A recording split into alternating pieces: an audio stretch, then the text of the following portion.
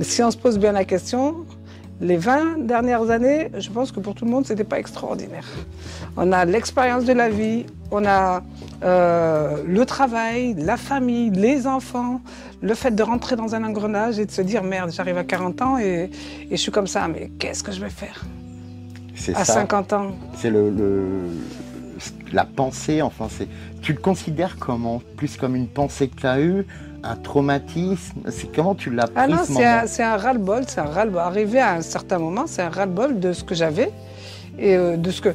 C'est même pas un ras-le-bol, c'est arrivé à 40 ans où ça fait réfléchir. On réfléchit à arriver à 40 ans. Ça fait peur d'arriver à 40 ans. On a tous peur de dire oui, 40 ans, ça fait vieux, 40 ans, ça y est, on commence à arriver sur la pente descendante. Et c'est ce que je pensais moi aussi. Et 40 ans, je me suis dit, si c'est tout ce que je pense, la situation où je suis ne me plaît pas. Et donc, c'est maintenant qu'il faut faire quelque chose parce qu'après, ça sera trop tard. C'était quoi ta situation? Alors, ma situation était assez compliquée avec mon mari. D'accord. Ouais, avec le travail, avec plein de choses qui font que j'étais du genre de personne qui disait toujours oui à tout, en pensant que ça allait changer. Oui, oui, oui, d'accord, oui, j'étais gentille, oui, j'acceptais, oui, je faisais, oui, j'allais, oui, je partageais, je donnais et tout. Mais ça changeait jamais, ça changeait pas. Et je pense que je donnais l'autorisation aux gens de me traiter comme ça, puisque je leur disais toujours oui. D'accord. Voilà. Et c'est pour ça qu'arrivé à 40 ans, je me suis dit, stop, c'est terminé. Et c'est marrant parce que du jour où j'ai dit stop, c'est terminé, c'est comme ça et ça ne sera pas autrement, tout en n'étant pas sûr, hein, parce qu'on arrive comme ça et on change les habitudes, et ben de l'autre côté, ça a été ok, d'accord. D'accord. Comment ça, ok, d'accord?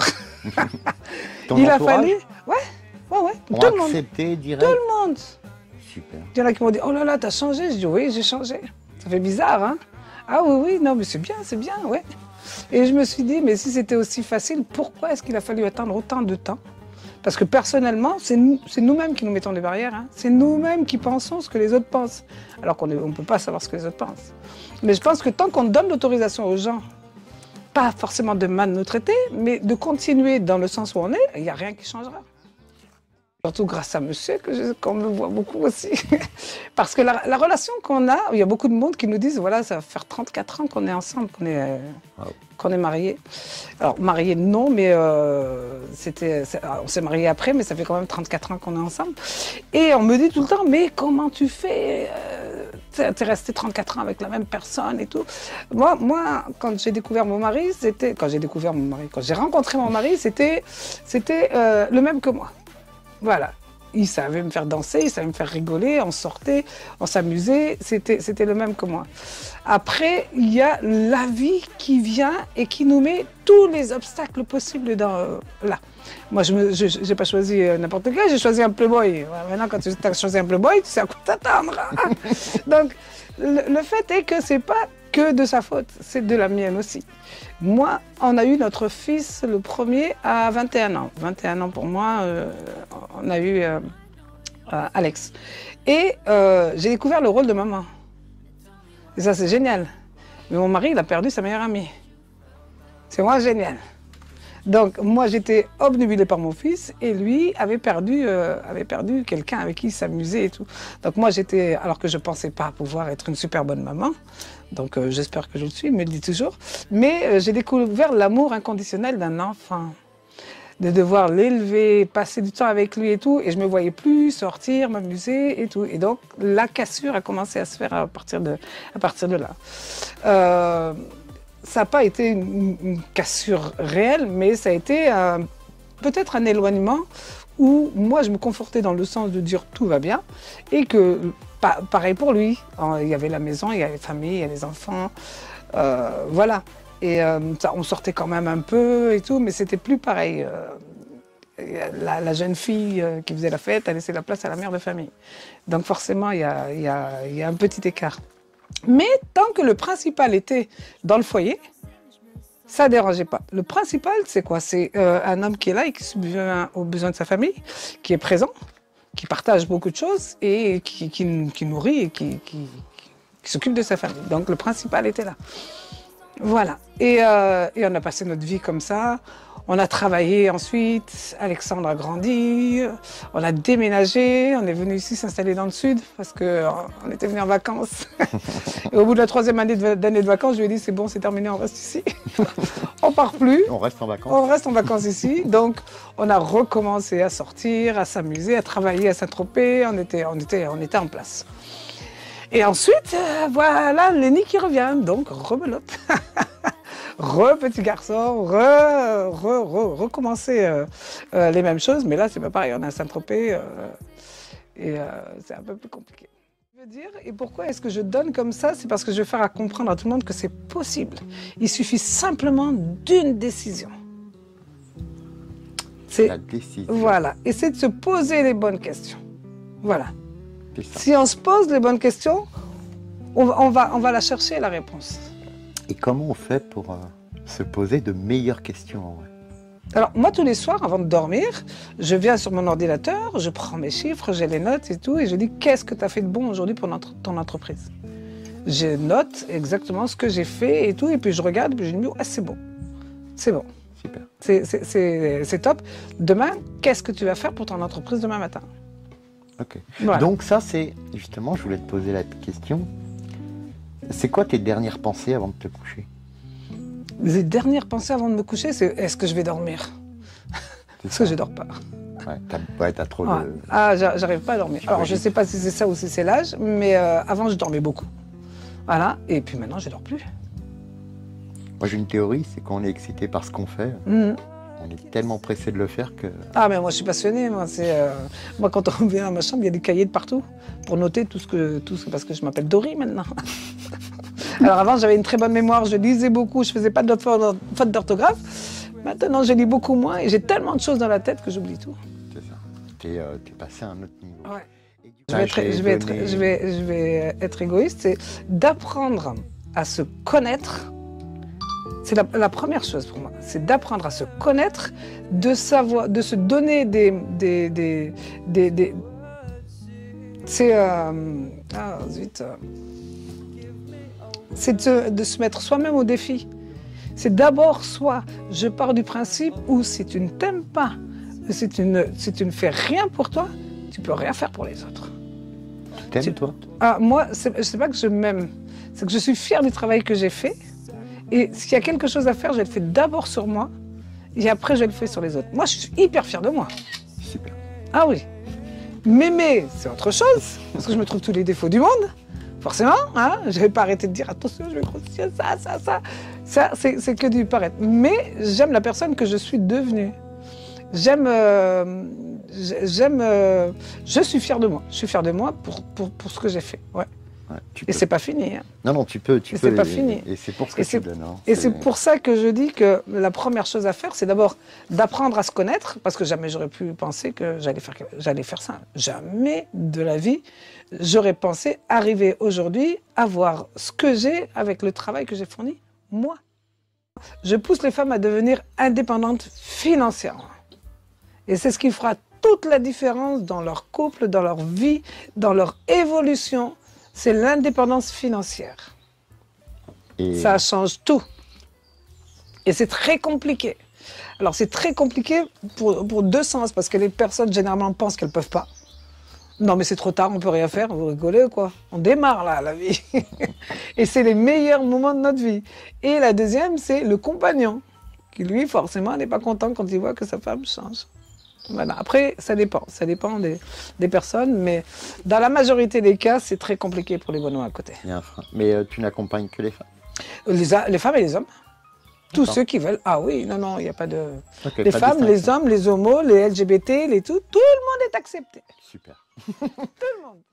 Nadia, elle est jamais malheureuse? Oh, je suis malheureuse. Alors moi, on dirait que je suis peut-être bipolaire. Alors c'est pas que je suis malheureuse, c'est que je suis fatiguée, mais pas malheureuse. Non. La fatigue te casse? La fatigue, alors moi je suis quelqu'un qui explose beaucoup et tout. Autant quand ça va bien, autant quand ça va mal, ça va mal. Ouais, t'es grand bas et grand haut. Ouais. Et ça a toujours été ça? Oui, je pense que oui. C'est... Et tu arrives t'arrives à rester un peu égal quand même, ça t'arrive? Alors, non, parce que je suis trop, je fais trop, je fais trop, je sais pas me gérer.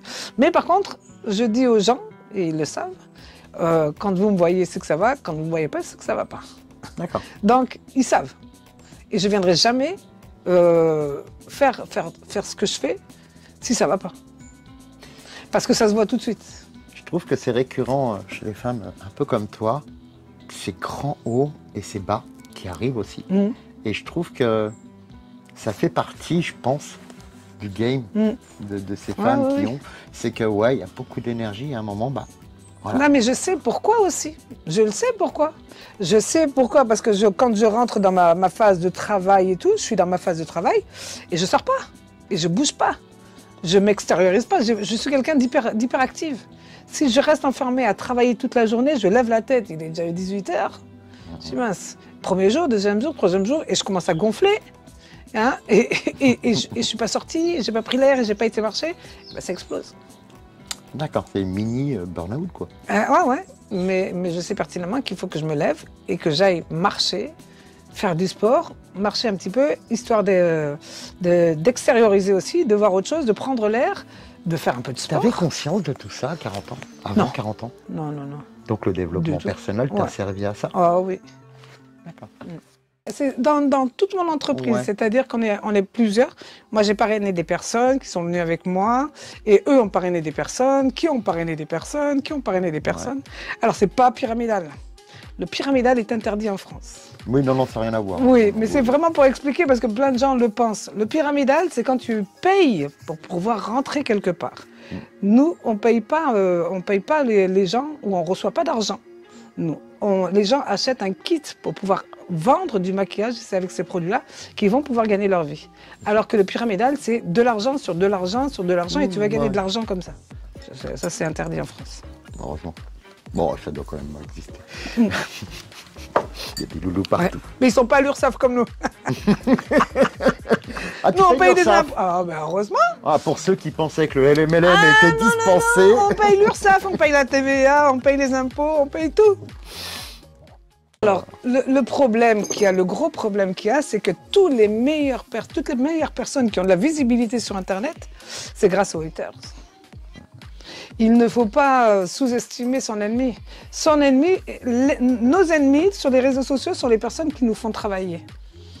C'est les personnes qui nous donnent de la visibilité. C'est les gens qui vont venir nous en mettre plein la figure et ils vont partager en racontant des conneries et ils vont partager de l'autre côté, mais ils sont en train de faire notre réseau. Et donc, entre-temps, vous avez des gens qui vont passer et qui vont voir, qui vont nous découvrir, qui vont venir et qui vont apprendre à nous connaître, alors que d'autres ne nous connaissent pas, sont surtout là pour se moquer de nous, mais ils nous apportent du monde. C'est pour ça qu'il faut pas... Moi, je les bloque jamais, à moins que ça parte très très loin, mais sinon, je les bloque jamais. Jamais, c'est nos meilleurs investisseurs, les haters. Quand ils viennent et qu'ils commencent à dénigrer, il y a les gens qui sont là qui nous défendent. Donc, ils nous défendent par commentaire. Ouais. Et donc, ça se bat. Et plus il y a de commentaires, plus Facebook, il aime ça. Et donc, Facebook se dit, oh, ça parle beaucoup, donc on va encore partager pour montrer à plein de monde. Et donc, du coup, voilà, ça fait ça. Mais, une stratégie de Nadia, c'est ayez plein de haters. Ayez des haters. En tout cas, n'en ayez pas peur. N'en ayez pas peur parce que c'est ce qui vous aidera à avancer et c'est ce qui vous permettra aussi d'être... Moi, quand j'avais des haters qui arrivaient et qui parlaient, aujourd'hui, ils ont peur de venir parce qu'ils savent que j'ai une bouche et que je parle, que je sais leur répondre. Et quand ils sont là, je parle avec eux et puis je me tiens droite en face d'eux et je leur réponds. Mais je leur réponds de la même manière qu'ils m'ont parlé. Donc, et je leur montre que j'ai pas peur et je leur fais la honte. Je crois que c'est ça surtout. Je leur fais la honte. Et du coup, ils savent que, attention, dès qu'il y a un petit mot qui arrive, ma mère. Maman dit ça vient tout seul. Alors, c'est exactement ça. Ça vient tout seul parce que je me suis rendu compte que moi, comme j'étais, d'accord, j'ai pas eu forcément quelqu'un qui est venu m'aider. J'ai eu des gens, parce que je me suis formée, j'ai eu des gens qui sont venus, qui m'ont accompagnée et tout. Mais moi, je veux aider les femmes parce que j'ai vu comment est-ce que j'étais. J'étais arrivée où je n'avais plus du tout confiance en moi. c'est le jour et la nuit. Mais vraiment, comme quand je montrais sur la photo, c'est le jour et la nuit. De se dire, j'étais comme ça et aujourd'hui, je suis comme ça. Je vous montrerai la photo et vous allez me dire. On va la montrer. Et ça, c'était la personne qui n'avait pas confiance en elle et qui, de toute façon, ne pouvait rien avoir. La seule chose que je faisais, c'était aller au boulot, rentrer à la maison, aucune opportunité en vue par rapport à mon comportement, par rapport à moi, par rapport... Tout venait de toi. Ben, forcément. Forcément. Bon, j'étais quelqu'un qui travaillait tout le temps, qui travaillait toujours très bien, mais il n'y avait pas plus. Et une fois que j'ai commencé à changer, à apprendre un métier, à apprendre qu'on pouvait changer, tous les jours, un pas devant l'autre, on fait une action, on met en place. Moi, je fumais la cigarette et je disais aux autres, je ne voulais pas rentrer au bureau de tabac chercher un paquet de cigarettes, tellement j'avais honte, tellement j'étais timide. Je ne voulais pas rentrer pour aller chercher quelque chose. Je baissais la tête quand je rentrais quelque part. Aujourd'hui, je suis comme ça. C'est ça, c'est incroyable la différence. Ouais, mais ça s'apprend. Ça s'apprend. Ça s'apprend. Ça s'apprend. De changer de comportement, ça s'apprend. On fait du développement personnel tous les jours. Parce que c'est pas que le comportement que tu as changé. Tout. C'est ton identité. Ouais, mais quand on apprend le développement personnel, quand on s'en imprègne, tout change. Donc on décide d'évoluer. Et on évolue par le changement physique. Tu es là pour aider les femmes, mais concrètement, comment on fait pour être aidé par Nadia? On assiste à mes lives déjà, on vient suivre un petit peu ce que je fais. On vient essayer d'apprendre aussi qui je suis à travers ce que je poste, parce que c'est toujours la réalité, hein, les vidéos, les posts, les lives que je fais, ou des fois ça part en cacahuète, parce que je crie des fois sur les lives, hein. Je gueule, hein. Je m'engueule, hein. Ouais, je m'engueule avec les gens et tout, mais on sait à qui on a affaire, D'accord. Donc, premièrement, venir voir un petit peu ce que tu fais. Voir ce que je fais, qui je suis et si je peux répondre à vos questions. Non. Ensuite, on va tout de suite comprendre ce que je peux apporter aux gens. On va tout de suite le voir. On va dire, ah, mais toi, t'es forte, ah, mais toi, t'es ci et t'es ça. Non, non, non, moi, j'étais comme vous. Moi, j'étais comme vous. Aujourd'hui, pour passer ici, en live, c'est un exercice très, très, très compliqué qui, moi, aujourd'hui, je le fais... Avant, je passais une heure comme ça à attendre et appuyer, dire je vais appuyer, je vais appuyer, je vais pas appuyer, je vais appuyer, je vais pas appuyer. Aujourd'hui, c'est coucou tout le monde, comment ça va? Et donc, tu t'éclates. Voilà, et c'est ce que je veux partager aux gens et je veux leur montrer que c'est possible. Ils peuvent tous le faire. Il faut juste qu'ils arrêtent d'avoir peur parce que je ne sais pas de quoi ils ont peur.